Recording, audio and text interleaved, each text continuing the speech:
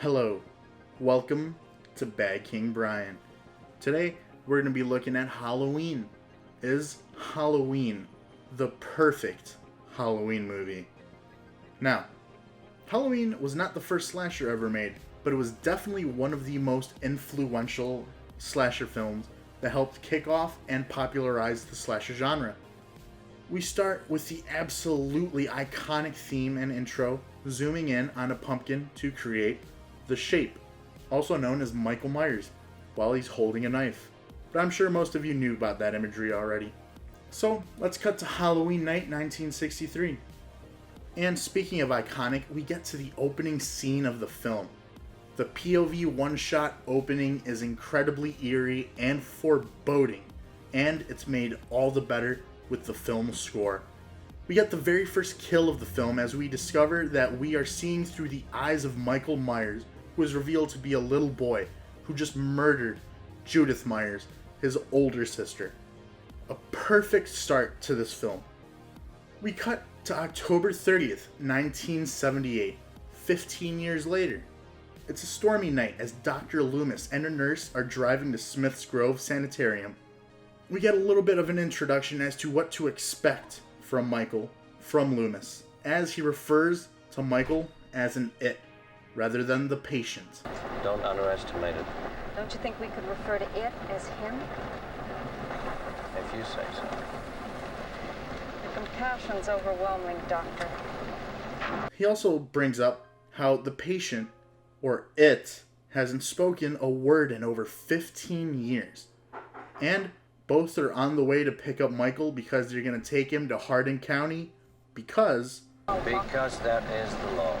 Loomis and the nurse come across a scene where patients are everywhere on the lawn and Loomis gets out looking for Michael. This is where Michael steals the car from the nurse while she's in there alone and drives away. We meet Laurie Strode, a high schooler, on her way to school as she runs into Tommy Doyle, the kid she babysits and will be babysitting later tonight. She drops off a key at the Myers house because her dad is a real estate seller dude and is trying to sell the house. I also just have to mention how much I love the camera work and cinematography in the film, but we'll get to that later.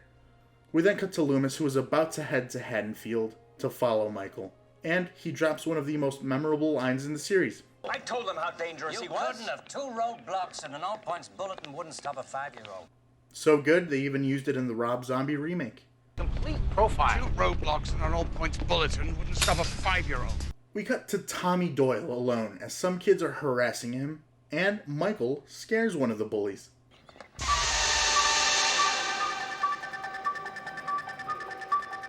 We then get another series of brilliant shots as Michael stalks Tommy, but doesn't kill him.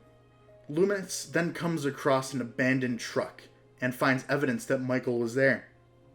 However, he doesn't discover the dead guy who was in the bushes that Michael killed.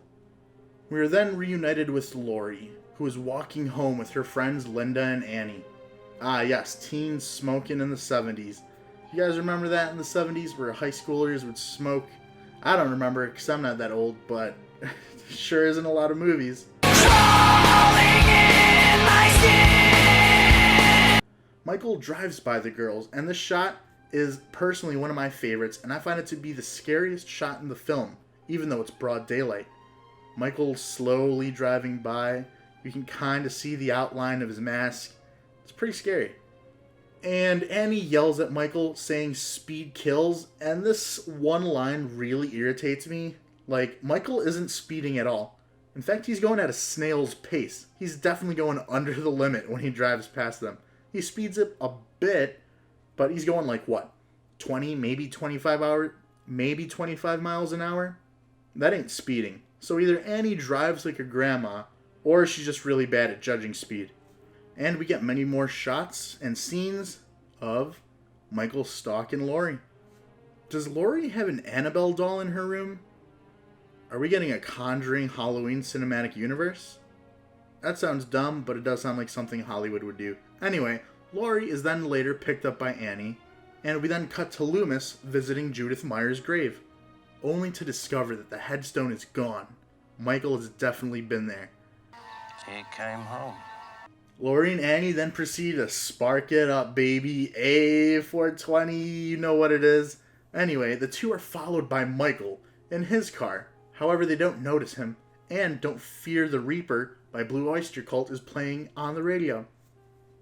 Great choice of a song for this particular scene, and a personal favorite of mine. They also learn that someone broke into a hardware store to steal knives, rope, and a mask. Gee, I wonder who could have done that. I love the shot of the girls driving away as Loomis walks in.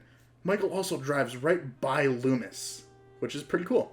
Loomis and the sheriff then go to the Myers house. Real quick, I also want to mention Dr. Loomis is one of my favorite horror film characters, but I'll get more into about why that is later. And it is now Halloween night. Laurie is babysitting Tommy, and Annie is also babysitting some kid whose name I forget. Lindsay! One of the most memorable deaths from this film that has always stuck with me since I was a kid was Michael killing Annie from behind in the car. It's fantastic. The face at the end, that death face, kind of ruins it a little bit, but still memorable. Then Linda and a guy named Bob, who I am going to refer to as Disco Stu. If these trends continue. Hey! Your fish are dead. Yeah, I know. I can't get them out of there. They come to the house that Annie was babysitting at because they're looking to have sex. And, surprise, surprise, they get killed. First, Disco Stu gets murdered in a pretty cool way. I don't care how realistic it is. I don't care how the knife isn't long enough to pierce the entirety of his body and long enough to go through the wall and sustain his body weight with that much of the knife still sticking out. It's a little silly, but it's a great kill nonetheless. I also love how Michael just stands there and admires his handiwork, kind of like tilts his head a little bit, and he's like, nice. Michael dresses up as a ghost to surprise Linda, and he kills her while Linda was calling Laurie, which makes Laurie suspicious. Laurie then goes to the house to investigate and finds the aftermath of Michael's murderous rampage. Anyway, the reveal of Michael at this point is amazing and masterful. It is a fantastic shot. I could have done without the music sting though.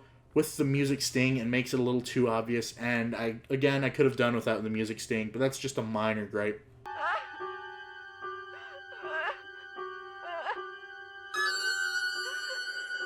But here's a quick little rant and tangent. How the fuck does Michael miss this knife kill? He has the element of surprise, and Laurie is barely moving at all. But this man misses. The embodiment of evil, everybody. Give him a round of applause. Anyway, the final girl chase ensues, resulting in some stabbing and stuff, and a little bit of suspense, running around. And you might think I hate Laurie dropping the knife here after thinking she killed Michael, but I'm totally okay with it. She stabbed him, checked to see if he was still moving, and she believed he was dead, so there's no problemo here. Laurie later stabs him in the eye with a coat hanger, and stabs Michael with his own knife in the shoulder or the arm. It's a little hard to tell. Anyway, it's at this point where I'm like, Laurie, are you fucking kidding me? You have the knife in your hands and your first thought is to drop it? It happened to you the first time. That's okay. And now again. Why? Why even put yourself in that position to where he could get up again? Also, why doesn't she go with the kids? I want you to go down the street to the Mackenzie's house. I want you to tell them to call the police and tell them to send them over here. Like, you're telling me rather than go with them to get help, you want to stay here in the same room with the dead body of the masked man that tried to kill you? Okay. But we do get the great shot of him getting up while she's in the foreground and he's in the background. Fantastic shot. Surprise, motherfucker. Anyway, Loomy discovers where Michael is and helps save Laurie and shoots him a couple of times. Loomis leans over the balcony and discovers that Michael is gone. We then get a bunch of shots of the two houses and the sound of Michael breathing. Cut to black.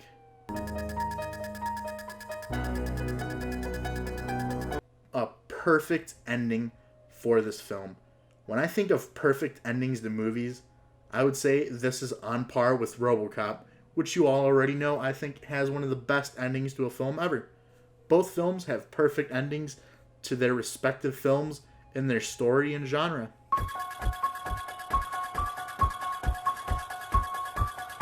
Let's get to the story. The story, sweet and simple. Masked man kills people, people die. I love how Michael is always stalking around and incorporated into most scenes.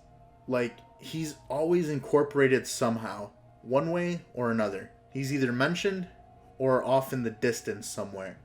And you get the scene at the hardware store, the aftermath of what Michael did, with Laurie and Annie appearing. Loomis is in the scene, the sheriff is in the scene, and Michael was following the girls in his car and drives behind Loomis.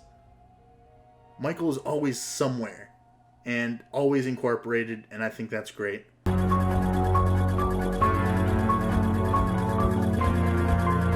Characters. Jamie Lee Curtis and Donald Pleasance are the two standout actors of the film, while everyone else is pretty good. Their characters are also great.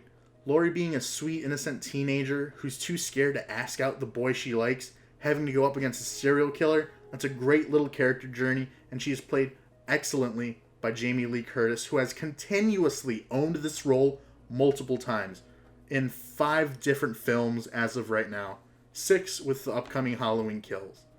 But for me, the standout character and one of my favorite horror film characters is Dr. Loomis, a man who has known Michael for 15 years, who tried helping him for half that time before realizing Michael had no remorse and couldn't be saved and was consumed by darkness. Loomis then has done his best to keep Michael locked up. And now that Michael roams free, Loomis has taken it upon himself, gone beyond the call of duty, risking his life, grabs a gun, and is ready to kill Michael and warn the police of Michael's presence. Here, I'll play you this little monologue, and you look me in the eye and tell me Donald Pleasance isn't fantastic in the role, and his character isn't well written. I met him 15 years ago. I was told there was nothing left. No reason, no conscience, no understanding, and even the most rudimentary sense of life or death, of good or evil, right or wrong. I met this 6-year-old child with this blank, pale, emotionless face and the blackest eyes, the devil's eyes. I spent 8 years trying to reach him, and then another 7 trying to keep him locked up, because I realized that what was living behind that boy's eyes was purely and simply evil. All you need to see is this little monologue, and you'll fall in love with this character just like I did. He's fantastic.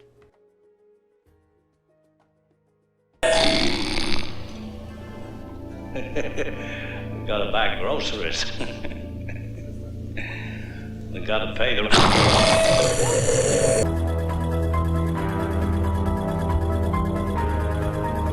Now, for the cinematography.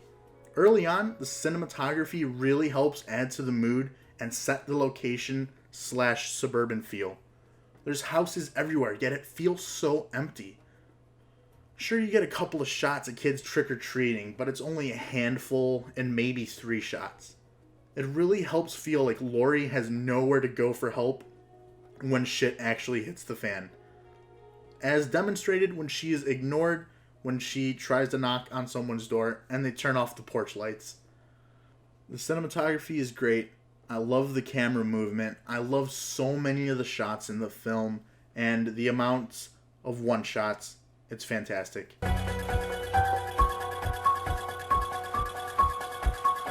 Now, for the kills and deaths, the film has a pretty low kill count, but this was an early slasher film, and many of the deaths from it are still very memorable, ranging from the opening kill to Disco Stu getting impaled on a kitchen knife, and in the car where Michael chokes out Annie. Still, perhaps the most memorable kill for me, minus the funny death face at the end. But still, overall, kills and deaths, fantastic.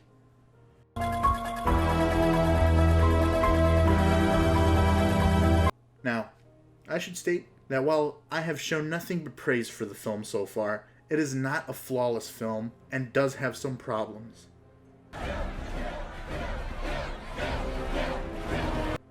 Whoa, calm down, give me a minute.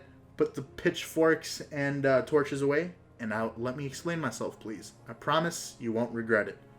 Michael stalking Laurie is great, and I love many of the shots, but the number of times he appears and disappears is frustrating as hell.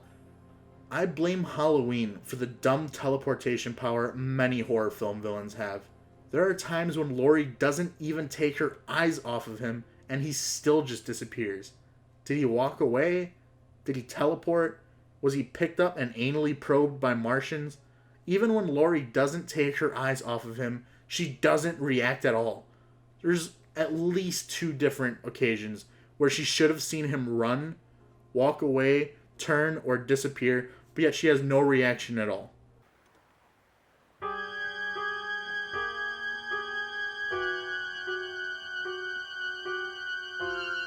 Like, what the fuck? Laurie, you had your eyes on him the whole time.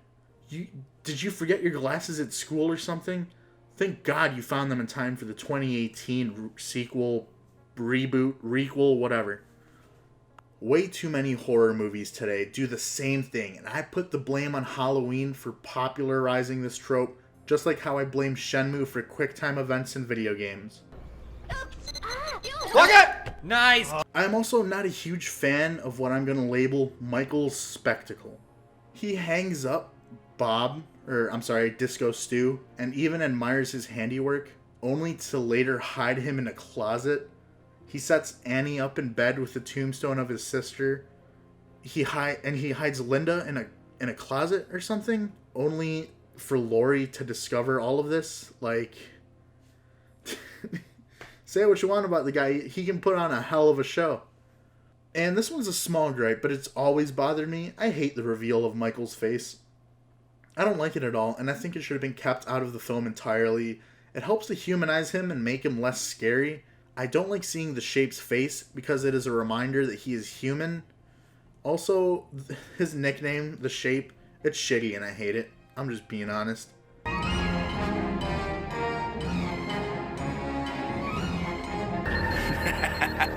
So we meet again at last. You've grown up. Ah! I recognize you, though. Laurie. Allow me to introduce myself. I'm Michael. Your big brother. No. It's not true.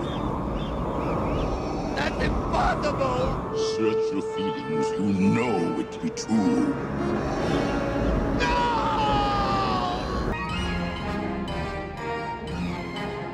I also really want to mention something.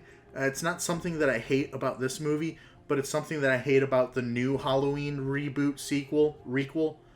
Anyway, one thing that I hated in the newest Halloween was changing Michael and Laurie's relationship. In Halloween 2, no, not that Halloween 2. There you go. It is revealed that Laurie is Michael's sister, and that is why their paths are so intertwined.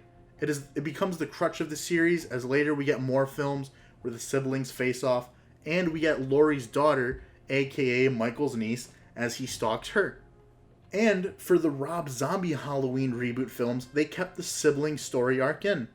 But in the 2018 requel, they completely changed it to Laurie just being a random victim. Wasn't it her brother who murdered all those babysitters? No, it was not her brother. That's something that people made up. I don't like this change at all. For some, the change works because it makes the original scarier. Being hunted and stalked by someone you don't know for no reason at all is scarier than being killed by someone you do know. But story-wise, I much prefer them being siblings. In the scene where Laurie is sitting in class, she and her classmates are learning about Samuel's ideas on fate. You get lines such as, "Fate caught up with several lives. No matter what actions he took, he was destined to his fate." Destiny is a very real and concrete thing that every person has to deal with.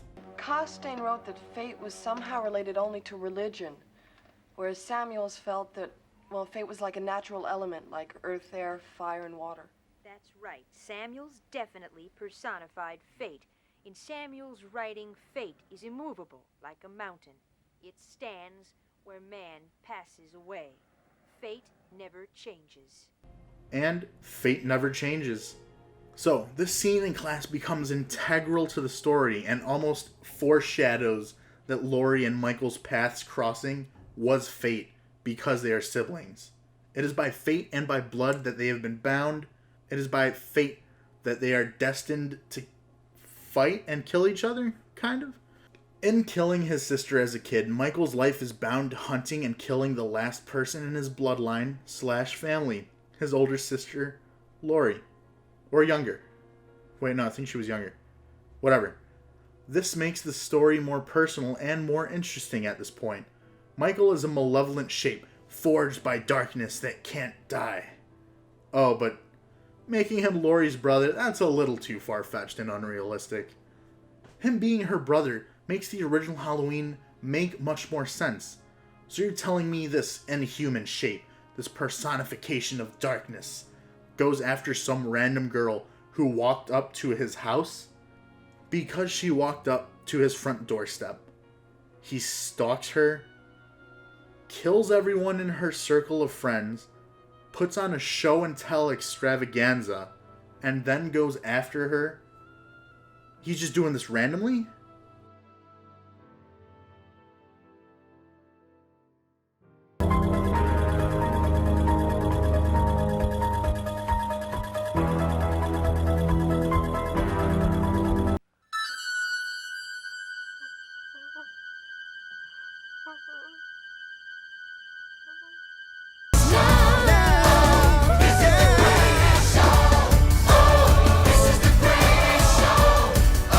It makes much more sense to me if he is her brother who is purposefully and systematically killing everyone around her to only then finally kill her when she's at her lowest point. That would also have translated to making the 2018 Halloween make even more sense and better. Rather than only having one remaining family member, he has an entire line of fellow Myers to kill. You've got 3 badass Strodes / Myers women working together to kill their brother, uncle, and great uncle, respectively. That also would make Michael a much more purposeful antagonist in the 2018 Halloween if he is purposefully hunting these Strodes / Myers rather than everything he does being at random. You also wouldn't get the pointless and eye-rolling scene where the only reason Michael and Laurie's paths cross is because the doctor knocked Michael out by hitting him with a car, put him in the back of a squad car, and literally drove him, delivering Michael to Laurie's doorstep. You've heard of Uber and Uber Eats. Now in 2021, prepare for Uber serial killer. That's right, we'll drop off a serial killer right to your door. Ed Gein, Charles Manson, John Wayne Gacy, you name them. Just pick which serial killer you want in the app. Not scary enough for you? For an extra fee, we'll even dress them up in a costume for you like Michael Myers, Pennywise, Jason Voorhees, and more. Uber serial killer coming in 2021. Anyway, Halloween is not a perfect film, but I do think that it is a fantastic film and is not only one of my favorite horror films, but is one of my favorite films. And yes, Halloween is indeed, while not a perfect film, it is a perfect Halloween movie. Thanks so much for watching, guys. Hope you enjoyed that. I know I said during the RoboCop review like 6 months ago that I was going to start uploading on this channel, but I'm back. Going to start uploading regularly, at least 2 or 3 times a week. I got a lot of plans coming up, and if you're wondering where I've been, I started a gaming channel with my bro Franklin. It's called BPB Productions. And here, this is Bad King Brian. Both are intertwined. If you want to go see gaming stuff, BPB Productions is where it's at. But if you're here for film and movie content, hey, Bad King Brian will welcome you with open arms. Thanks so much for watching, guys. Let me know what you think of the first Halloween, or any of its sequels, or the series as a whole. Have an awesome day. Happy Halloween. And remember, you matter. This blank, pale, emotionless face and the blackest eyes, the devil's eyes. I spent 8 years trying to reach him, and then another 7 trying to keep him locked up because I realized that what was living behind that boy's eyes was purely and simply evil.